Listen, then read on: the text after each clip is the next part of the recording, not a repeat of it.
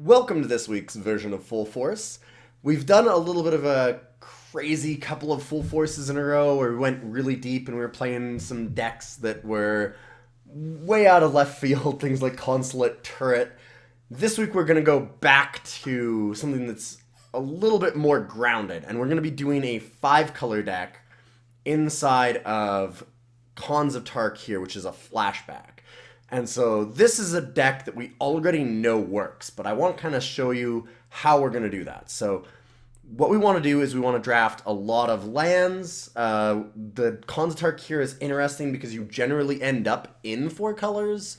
At least 3, often with a slight splash for a 4th. At least that's the way that I always like to play it. Going 5 colors doesn't require a lot of extra push, honestly, because you can get a lot of tri-lands and dual lands.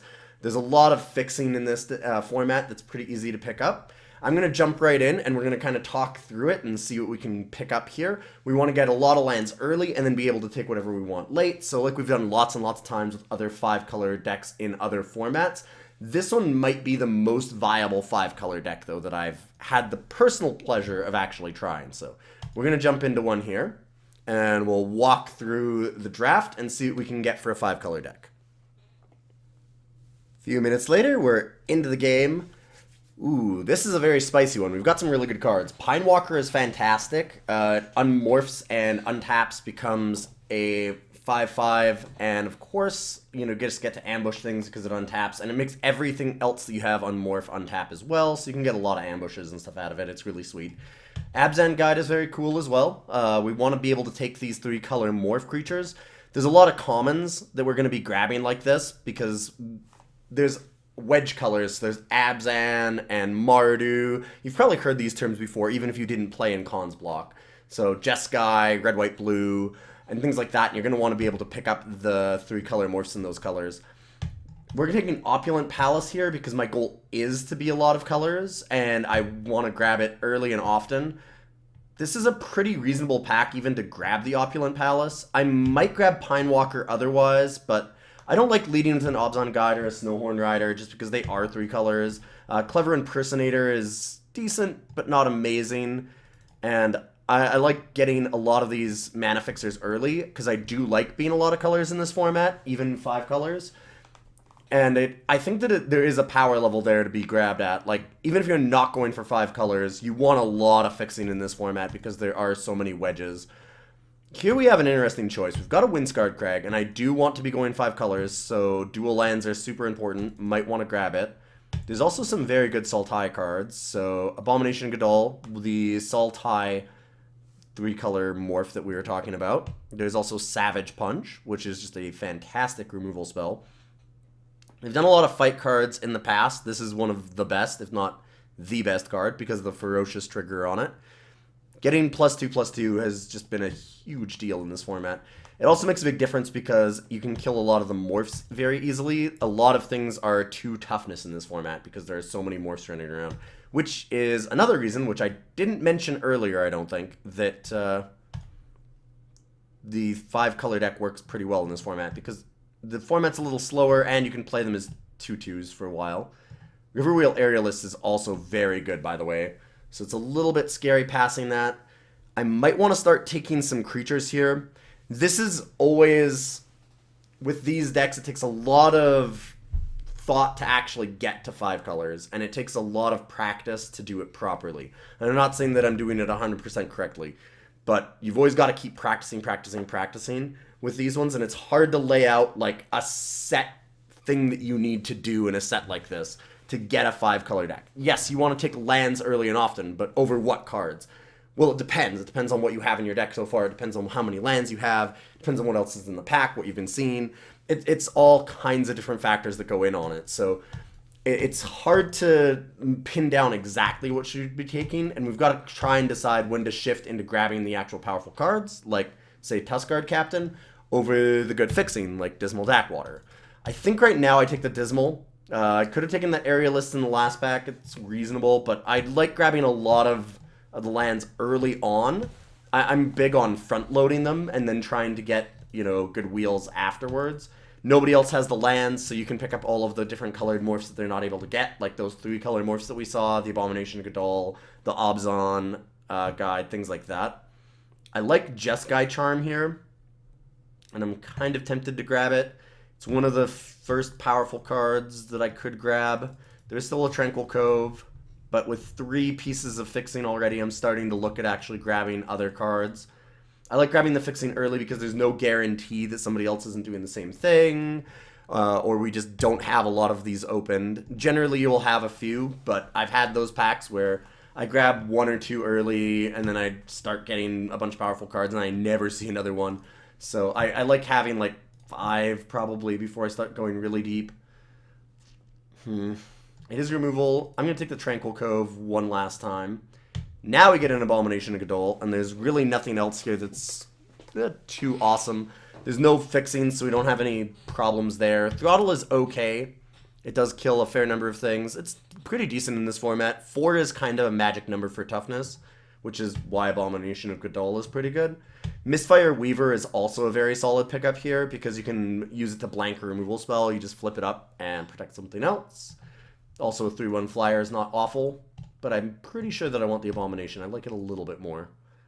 Another Abomination. There's no more fixing. I don't like the banners all that much, although we might have to grab 1 or 2 depending on how deep we go into the 5 colors. Yeah, Abomination seems like a good pick here. Alright. And, ooh, Bloodfell Caves. Mardu Skull Hunter is good in a very aggressive deck, but that is not going to be us. We're going to be a slow deck. So I like the Bloodfell Caves here. Another reason that the 5-color deck kind of works here and how slow the format is because you gain life off of each of these, which doesn't sound like a lot, but when you get like 5, starting out at 25 life makes a pretty big difference. Sultai Ascendancy looks powerful. 3-color card, rare. It's not bad. Hardly bad at all. I mean, it's quite a good card, but I think that I take the Dismal Backwater over it. It seems like it should be pretty powerful, but I don't know. You need a lot of delve to make it really work. I'm not a huge fan. You can actually mill yourself out from it pretty quickly. And it does do work. Eventually, you just start pitching a bunch of lands. Like, you can get 2 lands in a row and just throw them both into your graveyard, try and get gas. But I'm not super excited about it. I'd rather take the Backwater, and then we can kind of get whatever we need. Like, Throttle's awesome. Like, our fixing now is just fantastic. And we already have 6 pieces of fixing in the first pack. And grab the Treasure Cruise. This is basically exactly on the point that I like to be on. And now we've just got to hope for the payoff. This is the scary part, because we have to see that we're going to get... We've got to hope that we actually get the 3-color payoff cards that we need. We didn't wheel things like the Abzan Guide or the Snowhorn Rider, which is pretty scary. A lot of the time, I find Snowhorn Rider especially tends to go pretty late. Obzon's really popular, so Obzon Guides won't wheel very often, but I've been finding Snowhorn Riders pretty late in the packs. Not like, 14th pick or anything, but, 10th pick certainly is reasonable to get a Snowhorn Rider. A lot of people don't like the Abomination Gadol in the same way. Or they just don't really like being in the blue kind of color pie of this format. A lot of the times it's all about like going green, white, black, or Mardu. A lot of white, black kind of base decks. And let's see what we have in this one. If I could pick anything, what would I pick? Sagru Mauler would be very good for us. It's a 6/6 trample hexproof. I would not mind a High Sentinels of Erishin, although in a 5-color deck I can't take as much advantage out of it. Narset is interesting. I mean, it's a mythic, but hexproof, 3/2 first strike, 6 mana though, and you'll actually, because you're exiling 4 cards at the top of your library every turn, you can't attack with her for very long, or you just lose the game. If you don't kill your opponent in the first couple of attacks with Narset, then it quickly gains Defender because you lose all the cards in your deck. You just mill yourself out. 4 cards a turn is a lot. Icefeather Aven is a really good morph, so I'm very tempted to take that. Efreet Weapon Master is very nice. Another morph that we can grab. I feel like this might wheel, though. Like, these 3-color ones tend to wheel a fair bit. Jungle Hollow is reasonable to pick up. So we've got a lot of choices here. Feat of Resistance is an insane combat trick, by the way. There's a lot of +1/+1 counter matters kinds of cards, like this one that gives all your creatures first strike if they have +1/+1 counters. And so Feat of Resistance giving protection, a +1/+1 counter, like it's just kind of insane. It does a lot. It gives it a permanent bonus afterwards, and sometimes like 2 permanent bonuses. And it'll trade almost every time. I'll take the Ice Feather Aven though. This one's a little bit harder to pick up. We should be able to find things like the Ifrit Weapon Master again later. Now, I really like Abzan Guide, like I said, but I might just take Pine Walker here, because we're going to grab a lot of morphs. We already have 4, and this is great with other morphs, and just insane on its own anyways. I might wheel one of these fetch lands, these dual lands, which is good. Hooting Mandrills is fine. Mardu Charm is a really good card, but I don't want to go too deep yet. I guess right now I'm only Sultai. Like, I actually could just easily grab the Mardu Charm, I suppose. That would be something that I should splash. Take the Pine Walker for now, though. I really do think that the morphs are going to be a big deal. Ooh. I love Mardu Heartpiercer. This card just kills everything. I said, like, there's kind of 2 magical numbers in this format. 2 and 4. 4 is important because you can see there's a lot of, like, 3 toughness creatures. And there's a lot of creatures with 3 attack. And 4 just tends to be kind of important. Having a 4-butt on things makes it hard to kill. Mardu Heartpiercer is important because of the 2, though. 2 being morphs. So you get to kill a lot of morphs with Mardu Heartpiercer. And it ends up being fairly similar to Flametongue Kavu. It's definitely not that good. I jokingly call it Flametongue Kavu all the time. But it's still pretty darn good. It might not be Flametongue, but it's not that far off. Hooting Mandrills is good. Chief of the Scale is pretty nice, but you have to be a warrior deck to really want it, and I'm just not. I think that I'll just take the Swiftwater Cliffs here and be pretty happy with it. Certainly reasonable to take Archer's Parapet, because this slows the game down a lot. There's not a lot of aggressive decks in the format, but if you do come up across one, you don't want to be caught with your pants down, and Parapet is just really hard to bust through. I mean, 0-5, and it's also a threat later in the game, which these games tend to go pretty long. It's somewhat important. Let's grab... Ponyback Brigade is solid, and I don't mind another 3-color morph. Like, we've got a fair bit of fixing. The thing is I don't love Ponyback in this style of deck. It works really well with a lot of the Mardu cards because they're built around you having a lot of tokens, Trumpet Blasts and things like that. But it doesn't do as much in this style of deck where we're not going to be trying to go wide. Like, we make a bunch of 1/1s, but we don't have any way to really utilize them. So I'm thinking that we just go with the dead drop here. Sacrificing 2 creatures is pretty strong, and I'm going to just jam that. Be happy enough. Another flip card, another morph, but I think that I like the Parapet at this point. I love all the morphs that we can get. We've got some really good ones so far, and another one would be nice to the addition, but Parapet is a 2-drop. We have a pretty awful 2-drop right now in this Highland game, and I'd like to replace it. We really do want to be able to go long game, and Parapet is a lot better than it looks. Like, it looks so medium as a wall, but it's actually just awesome.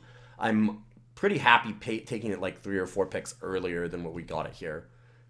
Let's get Weave Fate. It is a slow deck, so drawing extra cards could be solid. Awaken the Bear is a great combat trick. The Ponyback is always reasonable. Like, there's nothing wrong with Ponyback Brigade. It's just less useful in this deck than normal. It's a really, really powerful card in the right deck. I just don't think this is the right deck, even in 5 colors. I'm going to just take the Weave Fate. Chief of the Scale. It's our first white card. We don't have any warriors, though. So I don't really think that we care about that. Like, a 2-mana 2/3 is fine. It's above average for stats, but it's not a card that we're going to be able to play on too very often. So I'm going to just take Krumar Bonkin. Quiet Contemplation. This is another fun deck, because you can get non-creature spells and go Goblin Slides and Quiet Contemplations. It's a lot harder to do because they're all uncommons, both Goblin Slide and Quiet Contemplation. And also, I don't think the deck's actually as good, but I mean, it's a lot of fun, so there's that. If you ever want to have fun, I would definitely, recommend picking up a couple Goblin Slides and Quiet Contemplations early, grabbing a bunch of sorceries and instants, and just going to town. but don't do it too much. Ooh, Alabaster Kieran's an awesome pickup. This card is actually fantastic. It doesn't look that good, but it's more impressive than you realize. 2/3 Flying Vigilance is just annoying. In a world full of 2/2s on the ground, it does a lot of stuff. Sorry, my throat's just really bad still from being sick. Red of the Serpent seems good. It's not amazing or anything, but if you don't have a ton of removal, it does kill something. Rotting Mastodon is fine as a 2/8 blocker, but I don't think I need another 5 for that. This does fix mana, but it's actually kind of awful. I just really don't like playing it, so I'm still not going to grab it, even though we're 5 color. Secret. We didn't wheel any of the 3 color morphs, so we didn't get back a free Weapon Master, which was too bad. But I think that I was correct in taking just a little bit of extra fixing still there. So we don't have a lot of white. I don't know that I want Scoured Barrens. I already have Tranquil Cove and Windscarred Crag. Mardu Ascendancy is very good. But then I want the Scoured Barrens. Like, this is the problem that we have with this pack, is that Scoured Barrens is good if we play the Mardu Ascendancy. Mardu Ascendancy is good if we play the Scoured Barrens, but I can only pick one of them. I don't get to take both. I could take Longshot Squad, just to have some, reach, but I do have a Monastery Flock to block flyers. I do have the Alabaster Kieran. I think we're okay with that. Bringlow is decent, I guess. It's not great removal, but if I have to, sure, I'll do it. Feel like we just go greedy and we take the Mardu Ascendancy. Hey, if we're not going 5 color and we're not going greedy, then why are we doing it, right? Ooh, wow. Alright, Flying Crane Technique is a pretty insane spell. Lets you attack in for just an unreal amount of damage. Do I want that more than I want fixing, though? I just picked up a white card. This is a 3rd white card, and I don't have enough fixing for that. I definitely could use some more non-basics. My record in this format, I think, is 12. I might have had more. I've had a lot of non-basics before. And I think that we need probably 10 to go this deep into white, since we're already in red a fair bit. Like, we don't have a splash color then. We're just very solid across all 5. And that's a bit of an issue. Like, even in 5 color decks, you generally tend to be a bit of a wedge, and then 1 or 2 cards on the other sides. Like 1 or 2 white cards, 1 or 2 red cards, mostly green, blue, black. But we're getting far out of that territory. Alright, I'll take the Flying Crane. I do have Mardu Banner, too, if I have to. It's just so powerful, and I really want to play the powerful cards. We got a Water Whirl, which is reasonable. Another spell. I don't think I want another spell. I really need more creatures. The Swiftwater Cliffs is fine. I already have 3 red sources for 3 red cards. And the Mardu Banner if I really need it. I'm not sure how much I need the Swiftwater. I have a lot of blue too. 2, 3, 4, 5. Like, blue and red are fairly solid, so that's not a dual land that I want. Like, I want green-white, like Blossoming Sands, or like Scoured Barrens would be okay. I want those kinds of cards. Specifically green would be really nice. Green, black, green, white. That's kind of what I'm thinking. Lich Lord is not great. Could be okay.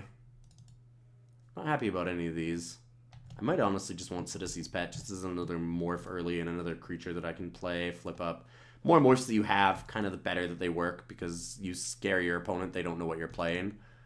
I like the Monastery Flock, even over Scion of the Glaciers or Dismal Backwater. Backwater, again, I'm pretty good on black and blue cards, I think. We have 4 swamps. We don't have a lot of black, actually. I'm probably not playing Raid of the Serpent. I'll try not to, anyways. And I don't think I need that. Monastery Flock just blocks forever. I'll take it. Dig Through Time is a big game. Oof. Get 2 of almost whatever you want out of your deck. Warden of the Eye is very cool, too. I do like Warden of the Eye, but it's a tough color combination for us, and I'm pretty heavy into the blue. I think that I like the Dig. Treasure Cruise is also pretty neat. I already have one of those. Could take the Weapon Master. We've got a lot of options here. Just a ton of options. That's the advantage of taking a bunch of the lands early, although I could use a couple more, but just more in white and green and things. Again, I don't really need more red. Like, Heart Piercer, Ascendancy, and Crane Technique with 3 red, 4 red. I don't need it that badly. I almost want the Woolly Locks it on. We'll just grab it. I need the green-black duels. Things like that. I'm not going to get them. Which is a little scary. Jeskai Wind Scout is fine. Witness of the Ages is okay. But I think I'll take the Wind Scout. I've got a lot of spells in this deck, so it seems okay. Another Wind Scout. Could take a Bloodfire Mentor. It's in colors that I'm not super heavy in. Although maybe I'm wrong. I just seem to be going more and more red and blue. At least blue for sure. It does let me draw and discard, which is great, and blocks forever because it's a 0/5. So just a great late game card. Certainly not amazing or anything, but if you go really long, then it does a lot of work for you.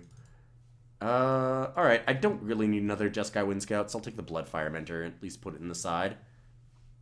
Whirlwind Adept, I will also put that in the side. Become Immense was an all-star in the actual standard of the day, but not so great outside of it. I don't think we really need a +6/+6 combat trick. Whitland Sandbar, Singing Bell Strike. Singing Bell Strike is pretty awful in a lot of ways. It doesn't permanently remove the creature, because eventually they get to enough mana to untap it, but if you have to, it's fine, I guess. And I don't have a ton of removal.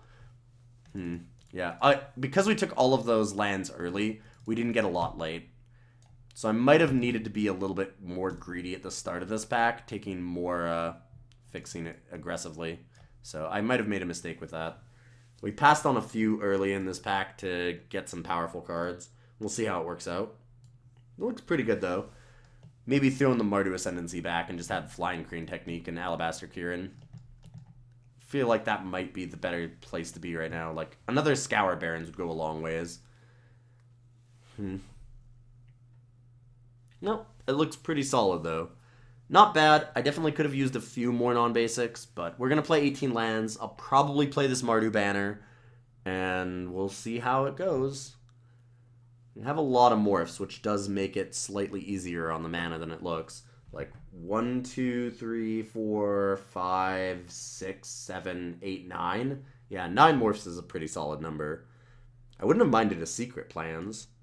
A lot of the times in the 5-color decks, I will end up playing a Secret Plans just because of how many morphs you end up with.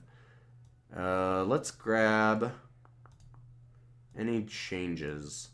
I don't need a Tusk Colossadon. I don't think I need the Rite of the Serpent. I have the Throttle.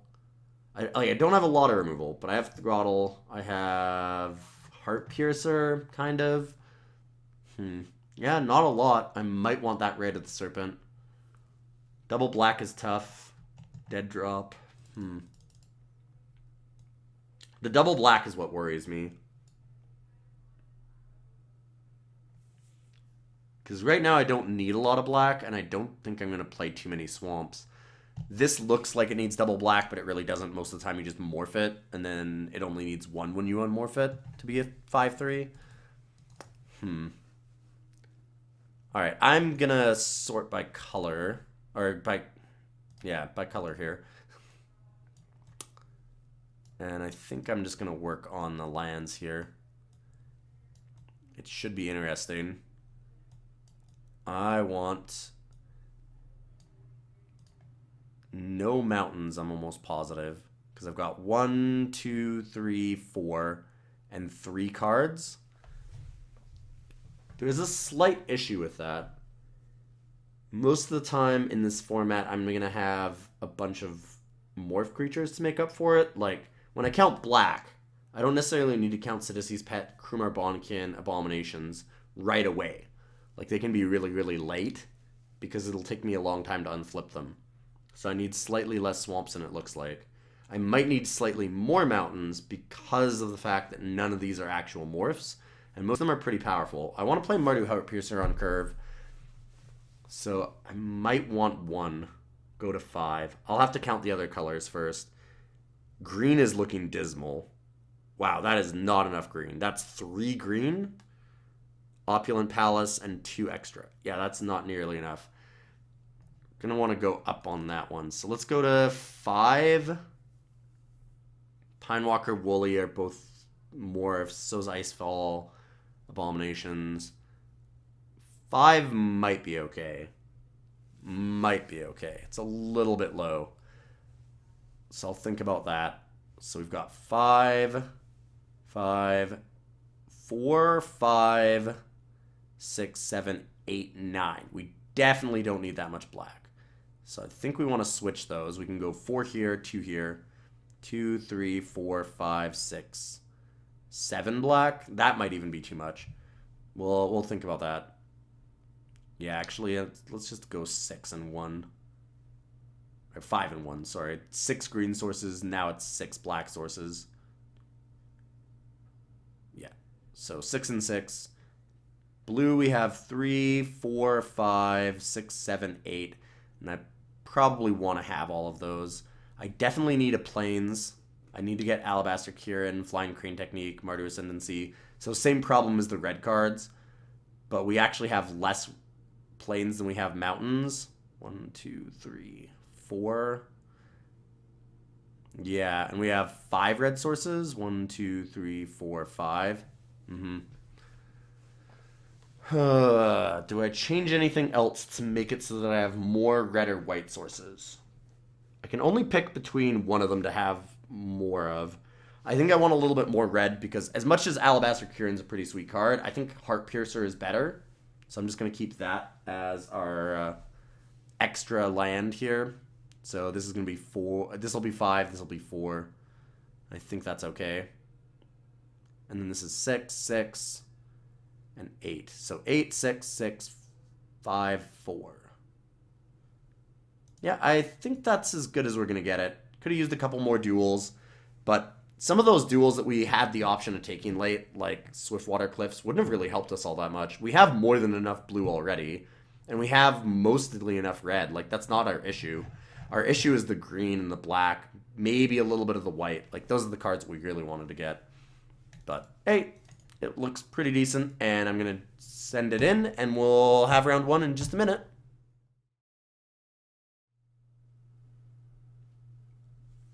Another advantage here is that we could attack with everything, let them block first, and then Flying Crane Technique, thinking that they actually have good blocks. And the double strike, you know, first strike does a pretty good job. Ooh, creatures you control gain first strike and death touch. Alright then. That is sick.